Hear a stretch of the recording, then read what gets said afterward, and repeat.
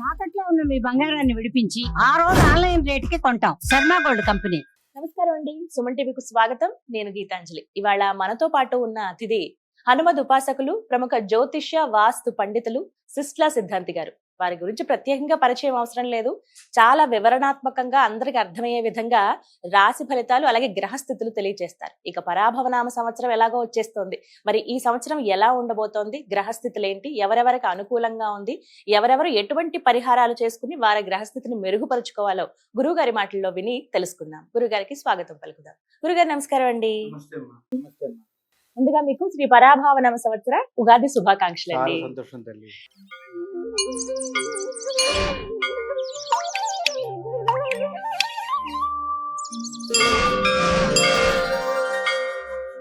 ఈ పరాభవనామ సంవత్సరంలో కన్యా రాశి వారి జాతక ఫలితాలు ఏ విధంగా ఉన్నాయి? ముందుగా వారి గ్రహస్థితితో ప్రారంభిద్దాం. తప్పకుండా తల్లి.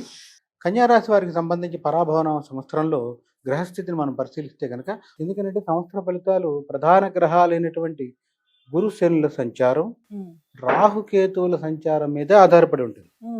ఉన్న 9 గ్రహాల్లో 4 గ్రహాల మీద ఆధారపడి మాత్రమే సంవత్సర ఫలితాలు వస్తాయి. ఎందుకంటే వీళ్ళు స్థిరంగా ఉంటారు, కదలరు. ఇప్పుడు అలా తీసుకున్నప్పుడు మనకి శని పూర్తిగా ఈ సంవత్సరం అంతా కూడా పరాభవన సంవత్సరంలో కుంభంలో మన మీనంలోనే సంచారం, మీనరాశిలోనే శని సంచారం. ఇక రాహుకి వస్తే, రాహు డిసెంబర్ 5వ తారీఖు నాడు కుంభంలో ఉన్నటువంటి రాహుకేతువులు సమసప్తకాలు, అంటే ఒకే డిగ్రీ మీద తిరుగుతారు. 0-180 అంటాం. ఇట్లా రాహువు కేతువు ఒకే రోజున ఒకే నిర్దిష్ట సమయంలో రాహు కుంభం నుంచి మకరంలోకి అపసవ్యంగా వెనక్కి వస్తాడు. ఇక కేతువు సింహం నుంచి కర్కాటకంలోకి వెళ్తాడు డిసెంబర్ 5న సంచార రీత్యా. అంటే డిసెంబర్ నుంచి మొదలు పెట్టుకుంటే డిసెంబరు, జనవరి, ఫిబ్రవరి, మార్చి 4 నెలలు, మరల ఉగాది వచ్చే వరకు అంటే సంవత్సరాంతం వరకు 4 నెలల 6 రోజుల పాటు, గట్టిగా చెప్పాలంటే 4 నెలలు వాళ్ళు ఈ రాశి, ఏ ఒక్కొక్క రాశి మనం చెప్పుకుంటూ వెళ్దాం. సంచారంలో మటుకు డిసెంబర్ నుంచి కొత్త సంవత్సరం వచ్చే వరకు కూడా రాహు వచ్చి మకరంలో, కేతువు కర్కాటకంలో సంచారం. శని పూర్తిగా సంవత్సరం మొత్తం మీనం. కానీ జూలై చివరిలో, అంటే జూలై 3వ వారం తర్వాత నుంచి ఒక 2 నెలల పాటు మటుకు వక్ర సంచారం, అది కూడా మీనంలోనే. ఇంతేకాకుండా శని ఈ సంవత్సరం ఉత్తరాభాద్ర నక్షత్రం 2వ పాదం నుంచి మీనరాశిలోనే ఉన్నారు. ఆయన 2వ పాదం నుంచి 3వ పాద ప్రవేశం జూలై 7వ తారీఖు జరుగుతుంది. ఇది శని సంచారం.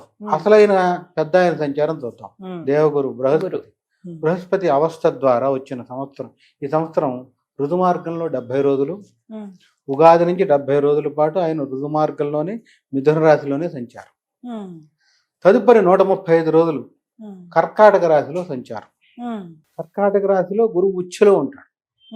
అందుకనే అప్పుడు పుష్కరాలు కూడా వస్తాయి గురువు ప్రవేశం ద్వారానే. అక్కడి నుంచి 135 రోజుల తర్వాత, అంటే అక్టోబర్ 15 ఆ సమయం వచ్చేటప్పటికి అతిచారంతో సింహరాశి ప్రవేశం. సింహరాశి ప్రవేశించి అక్టోబర్ 15, నవంబర్ 15 ఒక నెల, డిసెంబర్ 15 వరకు అతిచారంలో సంచారం చేస్తాడు. మరలా డిసెంబర్ 15 నుంచి వక్ర సంచారం మొదలు పెడతాడు ఆయన. జనవరి 15, ఫిబ్రవరి 15 వచ్చేటప్పటికి మళ్ళీ కర్కాటక రాశి ప్రవేశం. చాలా విచిత్రమైన సంచారం గురువుకి ఈ సంవత్సరం, ఎవరికీ లేదు. అవస్థ అంటాం దాన్ని. అక్కడి నుంచి ఫిబ్రవరి 15 నుంచి సంవత్సరాంతం వరకు, నూతన సంవత్సరం వచ్చే వరకు కూడా గురువు కర్కాటక రాశి సంచారం. ఇది ప్రధాన గ్రహాల సంచార స్థితి ఈ సంవత్సరం. దీని ఆధారంగా మేషాది ద్వాదశ రాశులు 12 రాశుల వారికి ఈ సంవత్సరం ఎలా ఉంటుంది అనేది సూక్ష్మంగా తెలుసుకుందాం. కన్యా రాశి వారికి శని సంచారంలో సప్తమంలో, సంవత్సరం అంతా సప్తమంలోనే ఉంటాడు, తిరిగేం లేదు.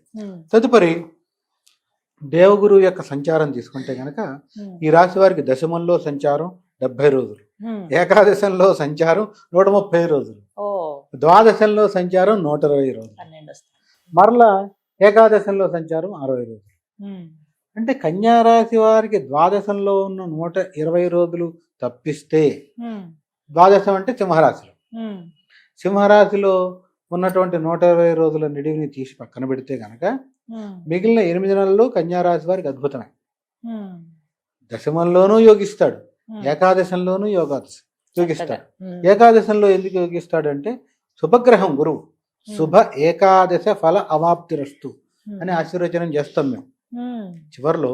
వేదాశీస్సులు ఇచ్చినప్పుడు కూడా సర్వేణాం గ్రహాణం అంటే అన్ని గ్రహాలు, శుభ ఏకాదశ ఫల అవాప్తిరస్తు, ఏకాదశంలో ఉండేటువంటి ఫలితాన్ని నీకు ఇవ్వుగాక.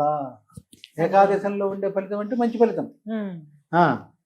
అలాంటి గురువే ఏకాదశంలో ఉంటాడు. ఏకాదశంలో వీరికి తీసుకుంటే గనక ముందు మొత్తం సుమారు ఒక 200 రోజులు ఏకాదశంలో ఉంటాడు. 120 రోజుల పాటు ద్వాదశంలో 12వ ఇంట్లో ఉంటాడు.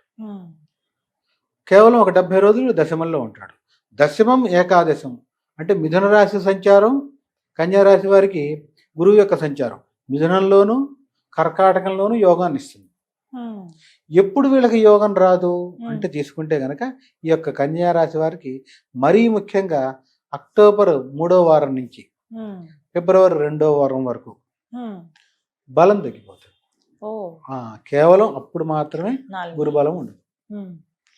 ఈ గురుబలం సరే ఆ కొంచెం నిడివి ఉండదు, సుమారు 120 రోజులు. శని బలం సంపూర్ణంగా ఉంటుంది. ఇక రాహుకేతువులు చూద్దాం. కన్యా రాశి వారికి వచ్చేటప్పటికి రాహు 6వ బలంగానే ఉంటాడు. తదుపరి మారి డిసెంబర్లో వచ్చేటప్పటికి పంచమంలో ఉంటాడు, అక్కడ కూడా యోగాన్ని ఇస్తాడు, ఇబ్బంది ఏం లేదు. కేతువు తీసుకుంటే కనుక తాను ఏకాదశంలోకి వెళ్తాడు, అందుకని కేతు బలం బాగుంటుంది. అంటే కన్యా రాశి వారికి ఓవరాల్గా తీస్తే కనుక ఒక 80% బలం ఉంది. 80% గ్రహస్థితి, రాహుకేతువుల బలం ఉంది, శని బలం ఉంది, గురువు కూడా యోగిస్తున్నాడు. గురువు దాదాపుగా మనకు తీసుకుంటే 120 రోజులు పక్కన పెడితే మిగిలిన టైం అంతా యోగిస్తున్నాడు. అంటే గురుబలం కూడా 360 రోజులు 120 రోజులు తీసేస్తాం. 120 తీసేసేది మనం. 120 డేస్ తీస్తే 360లో ఎంతమ్మా, సుమారుగా 240 డేస్, దాదాపు 8 నెలల పాటు యోగాన్ని ఇస్తున్నాడు గురువు. అదే సందర్భంలో సమాంతరంగా శని రాహుకేతువులు కూడా యోగాన్ని ఇస్తున్నారు. అందుకని కన్యా రాశి వారికి 80% బాగుంటుంది, తిరిగేం లేదు.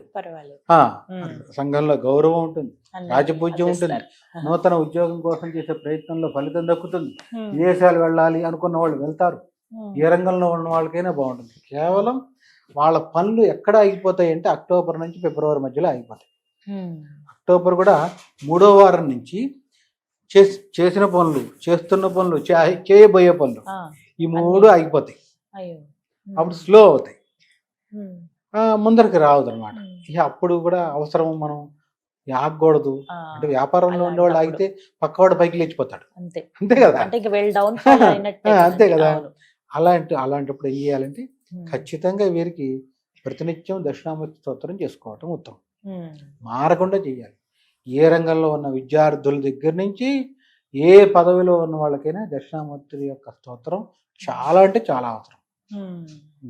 అది చేస్తూ వ్యాపార రంగంలోనూ ఉద్యోగస్తులు లేదా వారికి వ్యక్తిగతంగా గురుదశ జరుగుతూ గురువు కూడా వేయంలోనే ఉన్నాడు అనుకుంటే, చక్రంలో జాతక చక్రంలో గోచారంలో కూడా వేయంలోకి వస్తాడుగా సింహంలో, అప్పుడు ఖచ్చితంగా గురువుకు విశేషంగా హోమం అవసరం. మేధా దక్షిణామూర్తి హోమం, గురుగ్రహ హోమం, మరి బృహస్పతి పాశుపత హోమం ఇవి చేసి దానం ఇవ్వాలి.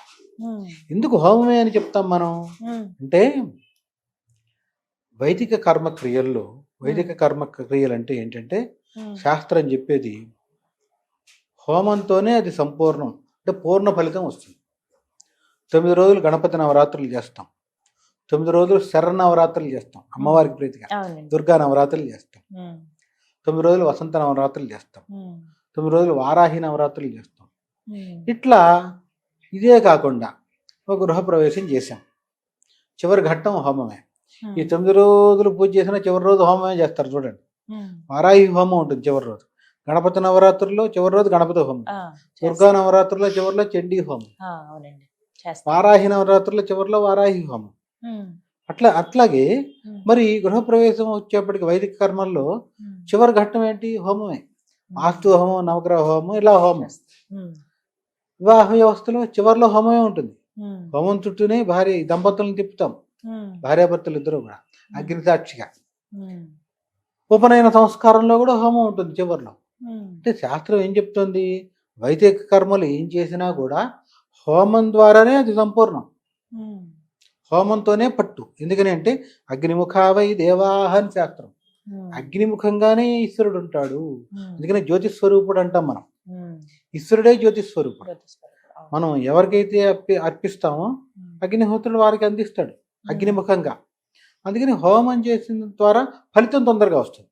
ఎవరికి ఇంత కష్టాల్లో ఉండేవాళ్ళు తొందరగా బయటపడాలంటే హోమం. అంటే మన మెడికల్ టెర్మినాలజీలో చెప్పాలంటే హోమం అనేది సర్జరీ. ముదిరిపోయిన రోగానికి టాబ్లెట్ పనికిరాదు కదమ్మా. ముదిరిపోయిన రోగానికి డాక్టర్ రేపు వస్తారో ఎల్లుండి వస్తారో డబ్బులు మీ దగ్గర ఉన్నప్పుడు రండి దాన్ని ఏమంటారు సర్జరీ చేద్దాం అంటాడు. అట్లాగే దోష తీవ్రత ఎక్కువ ఉన్నప్పుడు మీ వాళ్ళ వ్యక్తిగత జాతకంలో కూడా గురుబలం పోయినప్పుడు మాత్రమే ఈ రిఫ్లెక్షన్ ఎక్కువ ఉంటుంది. అంటే తీవ్రత అందరికీ కాదు. మళ్ళీ నిజమం ద్వారా నేను చెప్పేది ఏంటంటే కన్యారాశి వారికి గురువు 120 రోజులు ద్వాదశంలో, వ్యయంలో, 12వ ఇంట్లో, సింహంలో ఉంటాడు.